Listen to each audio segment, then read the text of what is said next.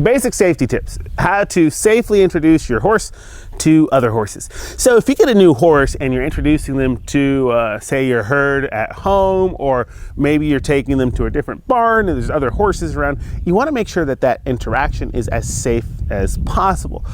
The old school way of doing it is you just throw the horses in there, let them duke it out, and whoever comes on top comes out on top. But you might also walk away with some very costly vet bills, damaged property, or, you know, kind of breaking down that horse's trust and confidence to coming to that new place.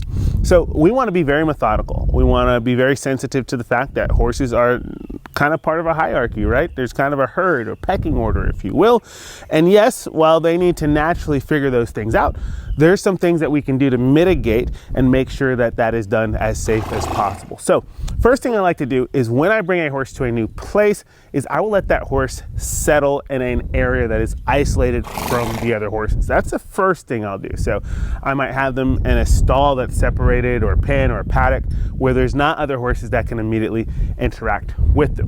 You'll notice those horses will call out to each other, whinny to each other, but over time they'll begin to relax and not be as interested or curious about the new horse, and vice versa. So once my horses are comfortable with each other, you know, from a distance, right, in those isolated areas, and, you know, they're not calling out, they're not pacing back and forth and acting super anxious, that's kind of the first step to introducing your horse to other horses safely.